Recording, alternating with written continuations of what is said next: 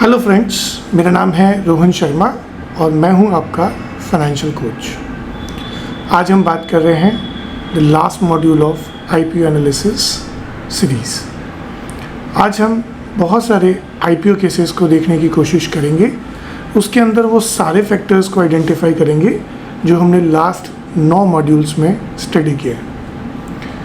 इन सभी केसेस में हम उसके बिजनेस मॉडल, उसके फंडामेंटल्स, उसके सब्सक्रिप्शंस, उसके ग्रे मार्केट प्रीमियम्स, उन सब को देख के बताएंगे कि उस आईपीओ में क्या अच्छी चीज़ें थी, क्या बुरी चीज़ें थी और फाइनली एंड रिजल्ट्स क्या आए। तो चलिए स्टार्ट करते हैं आईपीओ केस स्टडीज़ में। इसमें हम 2 केस स्टडीज़ को लेने की कोशिश करेंगे।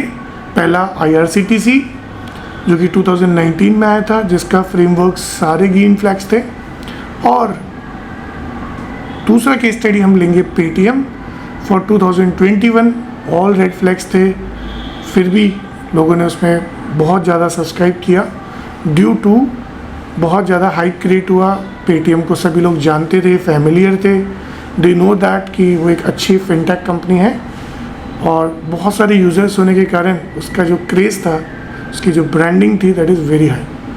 इसके अलावा जोमेटो, नाइका या हुंडई के जैसे आईपीओस को भी हम एनालाइज करने की कोशिश करेंगे और at the end of the day इस पूरे कोर्स को समराइज़ करेंगे और नेक्स्ट 30 डेज आपका क्या एक्शन प्लान होना चाहिए रिगार्डिंग टू आईपीओ एनालिसिस, वो हम फिक्स आउट करेंगे। तो चलिए स्टार्ट करते हैं। हर एक चीज़ को, हर एक डेटा को बहुत डिटेल में समझने की कोशिश करते हैं और जिससे आप खुद सेल्फ इंडिपेंडेंट हो जाएंगे डिसीजन मेकिंग करने के लिए किसी भी आईपीओ का। चलिए फ्रेंड्स, अब हम बात करते हैं सबसे पहले case study on IRCTC, Indian railway catering and ticketing company, जो कि 2019 में अपना आईपीओ लाई और उस आईपीओ में जो सारे पैरामीटर्स और रैंकिंग सिस्टम्स थे उसमें उसने 10 आउट ऑफ 10 स्कोर किया। IRCTC का इशू प्राइस था 320 रुपीज़, लिस्टिंग हुआ ऑलमोस्ट डबल 644 रुपीज़ पे और 3 साल में कंपनी ने ऑलमोस्ट 800% का रिटर्न दिया। ये आईपीओ फ्रेमवर्क का परफेक्ट एग्जांपल है। हर स्टेप पॉजिटिव सिग्नल देता था इस पर्टिकुलर आईपीओ में। सबसे पहले बिजनेस मॉडल को देखते हैं। तो बिजनेस मॉडल में railway ticketing, catering, tourism, simple clear recurring revenues, government की मोनोपोली, कोई प्राइवेट कॉम्पिटिटर नहीं था, लीगली हो भी नहीं सकता था बिकॉज रेलवे खुद ही अपने अंडर में अपनी ही सब्सिडरी कंपनी को टिकटिंग्स के लिए एक्सक्लूसिव राइट्स वो देती है। इसके अलावा ऑब्जेक्ट ऑफ द इश्यूज़ अगर देखा जाए तो कंपनी मेजरली पैसा रेज कर रही थी IT इंफ्रास्ट्रक्चर्स, केटरिंग एंड मॉडर्नाइजेशंस पे। कोई भी जनरल कॉर्पोरेट पर्पस का वर्कआउट नहीं था। ये बिल्कुल clear fresh issue plus small OFS government की जो होल्डिंग्स थी वो थोड़ी सी कम करने का बिल्कुल क्लियर प्लान था। बिल्कुल ट्रांसपेरेंट वे में कहाँ खर्चा होने वाला है ये हमें पता था। फाइनेंशियल्स की बात किया जाए तो 2019 के रेवेन्यूज़ ऑलमोस्ट 1899 करोड़ के थे, नेट प्रॉफिट 272 करोड़ का था, एबिटा मार्जिन 35% का था और ये रिटर्न्स बिल्कुल क्लियरली पिछले 3 साल में कंसिस्टेंटली प्रॉफिट्स में थे। Apart from that debt free company थी, ऑपरेटिंग कैश फ्लो भी पॉजिटिव था। मतलब फाइनेंशियल्स में ऐसी कोई कमी नहीं थी जो हमारे पैरामीटर्स पे हाईलाइट हो। इसके अलावा बहुत ही स्ट्रॉन्ग कॉम्पिटिटिव एडवांटेज था IRCTC को ड्यू टू रेगुलेटरी या गवर्नमेंट मोनोपोली। कॉम्पिटिटर्स भी लीगली बैन थे, नेटवर्क इफेक्ट भी था बिकॉज करोड़ों लोग डेली बेसिस पे IRCTC को यूज़ कर रहे थे। इसके अलावा वैल्यूएशंस की बात किया जाए तो PE थोड़ा सा प्रीमियम पे था, बट मोनोपोली है इसलिए थोड़ा सा जस्टिफाइड भी वर्कआउट कर रहा था। Plus promoters already zero litigations के ही होंगे बिकॉज गवर्नमेंट ऑफ इंडिया ही थी। सो बेस्ट प्रमोटर्स पॉसिबली जो हो सकता था वो था।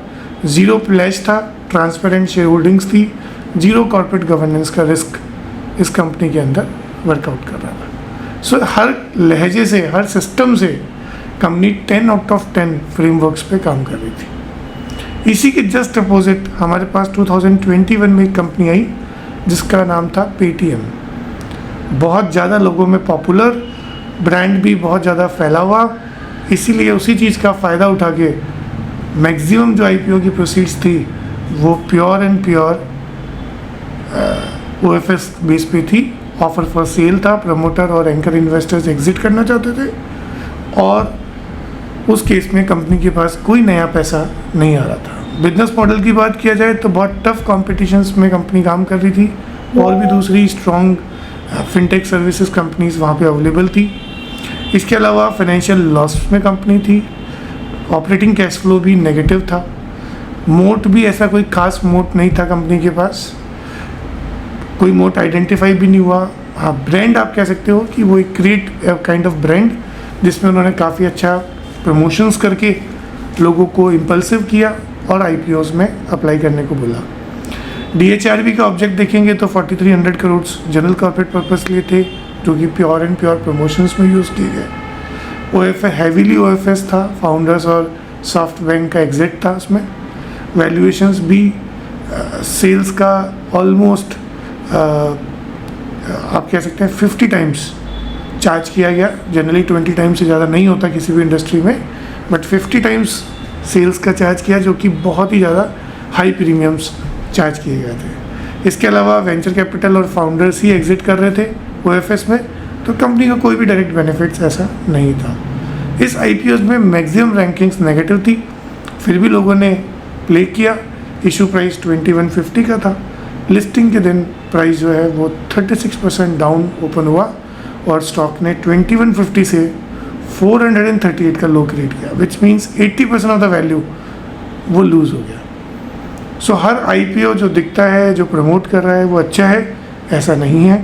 हमें उसके काफ़ी सारे डेटास को एक साथ स्टडी करना पड़ता है। अब फ्रेंड्स हम बात कर रहे हैं और 3 केस जो डिफरेंटली वर्कआउट हुए। First is Zomato. 2021 में जोमेटो ने वर्कआउट किया। मोट इसका कॉम्पिटिटिव एडवांटेज था कि नेटवर्क इफेक्ट था, और फाइनेंशियल लॉस मेकिंग कंपनी थी, लार्ज टोटल एड्रेस मार्केट था, वैल्यूएशन थोड़ा सा हाई था ड्यू टू एंटरप्राइज वैल्यू, क्योंकि कंपनी अगर लॉस में है तो हम पी रेशियो पे काम नहीं कर सकते, हमें एंटरप्राइज वैल्यू पे ही प्ले ऑन करना पड़ता है। तो अच्छे टीएम के कारण रिस्क ज़्यादा था, लॉस था, बट कहीं ना कहीं कंपनी का टोटल एड्रेस मार्केट और यूनिक मोट होने के कारण कंपनी 53% ऊपर सब्सक्राइब्ड हुआ। नाइका इशू प्राइस था 1125, लिस्टिंग हुआ 2001 रुपीज़ का, 78% ऊपर। मोट बहुत स्ट्रॉन्ग था, monopoly in the industry, strong brand, और ब्यूटी प्रोडक्ट्स में जो सबसे बड़ा टोटल एड्रेस मार्केट था वो ये कैप्चर करता था। प्रॉफिटेबल थे आईपीओज में, वैल्यूएशंस थोड़ी सी ज़्यादा थी due to unique business. So listing बहुत अच्छा हुआ। होंडई 1960 का प्राइस था, ऑलमोस्ट लिस्टिंग फ्लैट हुआ। मोट की बात किया जाए तो ऑलरेडी एक अच्छा ब्रांड है, मैन्युफैक्चरिंग स्केल भी बहुत बड़ा है, टॉप 5 ऑटोमोबाइल कंपनीज में वो शामिल है। जितने भी इंडस्ट्री पीईज थे उसी एवरेज पी के आसपास ही इसने अपना लिस्टिंग किया था, तो फेयर वैल्यूएशंस भी थे, प्रॉफिटेबल बिजनेस था, कोई ज़्यादा ड्रामेटिकली लिस्टिंग गेंस नहीं हुए, बट फंडामेंटल अच्छे थे, इसलिए over a period of time में कंपनी ने प्रॉफिटेबल दिखाया। सो हर एक का यूनिक प्रपोजिशन आपको आइडेंटिफाई करना पड़ेगा। आईपीओ में कुछ भी ब्लैक एंड वाइट नहीं होता, ऐसा नहीं है कि वो हाँ या ना होगा, हमें चीज़ों को देख के उसको रैंक करना पड़ता है ऑन पॉइंट्स। जितने ज़्यादा पॉइंट्स होंगे उतने ही स्ट्रॉन्ग कन्विक्शंस हम वर्कआउट कर पाएंगे। चलिए अब जानते हैं 2024 के कुछ ऐसे आईपीओस जिन्होंने टॉप लिस्टिंग किया और कुछ ने नेगेटिव लिस्टिंग्स भी वर्कआउट किया। जैसे विभोर स्टील्स ने 2024 में सबसे अच्छा परफॉर्मेंस दिया 181% का। उसी केस में अगर आप देखेंगे तो स्ट्रॉन्ग और मॉडरेट गेंस देने में आपको यूनिमैक मिलेगा, जो एरोस्पेस का वर्कआउट था 75%। कुछ लार्ज साइज आईपीओस भी आए थे, जैसे स्विगी जिसने 5 से 6% का रिटर्न दिया, और वीक और नेगेटिव रिटर्न देने वाली कंपनीज कैरो इंडिया जिसने 7 to 9% का नेगेटिव रिटर्न्स भी वर्कआउट किया।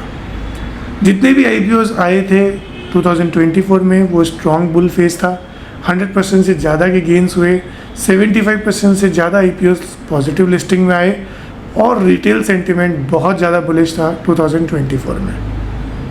2024 में टोटल 93 IPOs आए, लिस्टेड हुए, 74 उसमें से पॉजिटिव थे, 19 नेगेटिव थे। मीडियन जो लिस्टिंग थी वो 15% अपसाइड थी, एवरेज लिस्टिंग जो थी वो ऑलमोस्ट 30% पॉजिटिव गेन्स के साथ वर्कआउट कर रहा था। सो एक बहुत अच्छा साल था 2024। अब हम बात करते हैं 2025। उसमें सबसे अच्छी लिस्टिंग किया है स्पेशलिटी मेडिसिन, जिसने 141% का ग्रोथ किया। इसके अलावा मॉडरेट गेंस में बात करेंगे तो सेडमैक उसने 26% का ग्रोथ किया।